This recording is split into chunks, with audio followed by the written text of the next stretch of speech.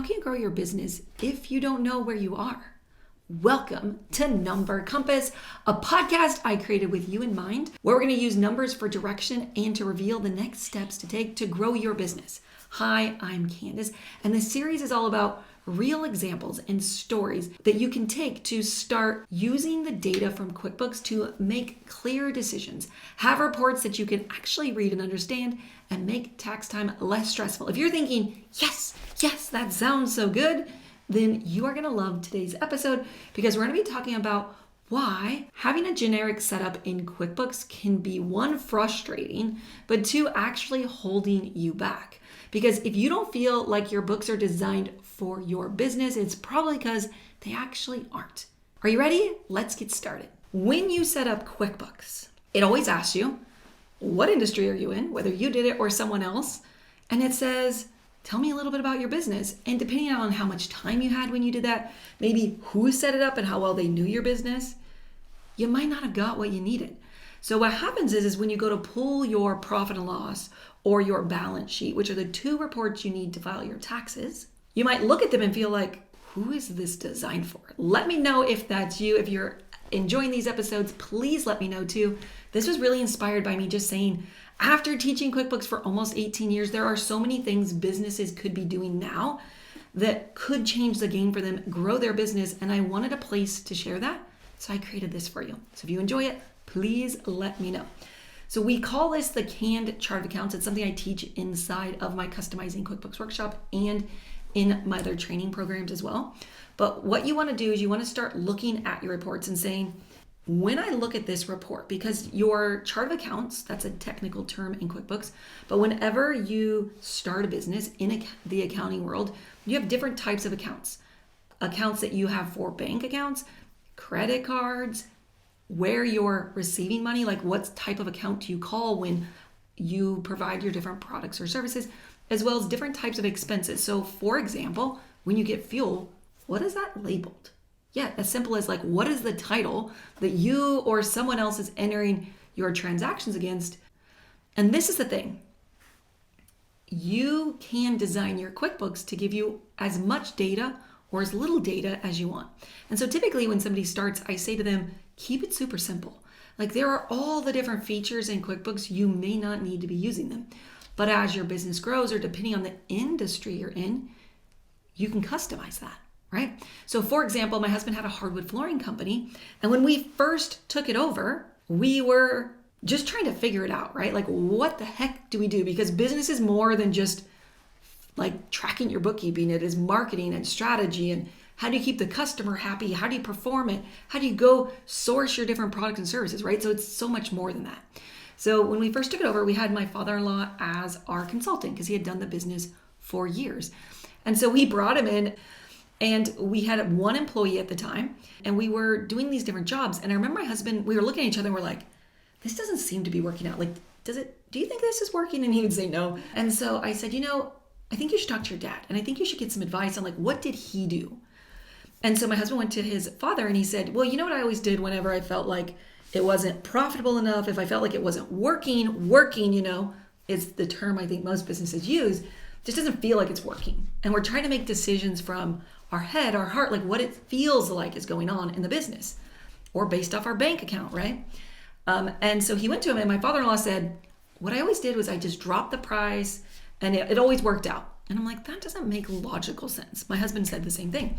I said, well, I've got our QuickBooks because I've been using QuickBooks since 2006. I was teaching it and I was like, let me pull our what we call job cost report, right? So what that is it's a profit and loss that shows your income and your expenses per job. And I said, let me pull that staircase and let's see how much money did we really make on it. And so we had the numbers in black and white. We looked at it and it was like, this is how much money came in for that job. This was what it cost us to buy the supplies. This is how much it cost us to pay someone to help. And the bottom line, we're like, oh, that's the problem. That's why I call it the number compass. Your reports are telling a story. And if you don't know what the story is they're telling, you can't really make decisions. So we looked at that report and we're like, yeah, dropping our prices isn't going to fix this problem because if we're already not profitable on the job, just charging less is never going to work.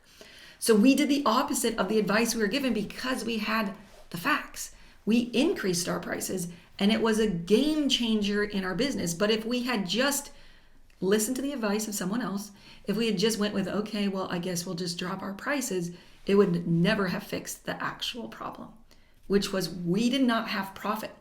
And that's the benefit of using QuickBooks. You can get job costing or any system that you have, even if you're using an Excel spreadsheet, but it's about slowing down to say, what do I need to be tracking, right?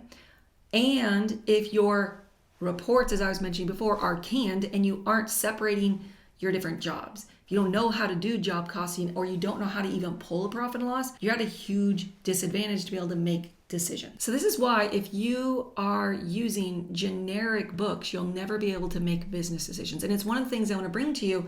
Or if you've been doing job costing, are you actually looking at reports? I often hear from my students that are like, oh yeah, we have job costing.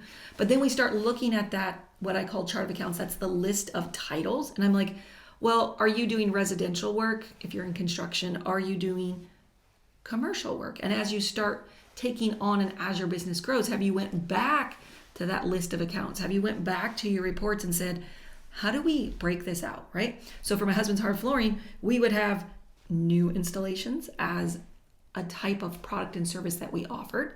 We would allocate that, so we'd have reports. Then we would have our staircase. We would have refinishing jobs, which is one of the things he did. And so we went in and we started really customizing your reports. And if you have not been doing that, that is one of the first places I would recommend starting with your QuickBooks. And if it's something you want support with, I'm actually hosting a free training that you can always attend. It's our Customizing QuickBooks workshop. You can go to candacekamfer.com/class. I will pop it up above. It'll make sure to check that out. But this is the things you want to be thinking about as a business. What do I need to make decisions? And do I have it? And if you've been thinking of QuickBooks as just the thing to be using at tax time, you're at a huge disadvantage because you want to be using it as your friend to help you make business decisions all the time. Where's the money coming in? Where's it going out? I think of a profit and loss and your different reports you have as tools to help you know which levers to be pulling in your business. And if you haven't been thinking about that, slow down, go back, go in and pull your profit and loss. If you don't know how to do it, depending if you're a desktop or an online user, but you want to go into your reports, go under company and financials and just click on a standard profit and loss. You're going to want to put in some information like your date range, what period of time are you looking for? Then you want to start looking at it. And as I said, these are the types of things I teach on that Customizing QuickBooks workshop. It's a free class to get you started. So if that's something you want to learn, please join me. And I'd also love to know, what is your biggest takeaway from this? Is it the fact that when you first set up QuickBooks, you didn't realize it was what we call canned and that you can customize it? One of the analogies that I love to use on my trainings is think of it this way. If you're a visual person, let's say you were going to a wedding and it's a fancy wedding. You get to dress up for it. And you go somewhere and you buy a dress or a suit and you put it on, it's right off the rack and you're like, yeah, it's okay, but I don't really think it's quite designed for me. It's maybe not your favorite color, doesn't quite fit your body. Or you go and you get a tailor-made dress, your color, fit for your body, the exact length that you needed, everything, whether it's a suit or a dress, and then you show up to that wedding and you feel like $1,000,000. Why does that happen? It's because you made it for you. It was made for you. And your QuickBooks can be made for you too. So this is why generic books are keeping you stuck, because you're not optimizing them for your business.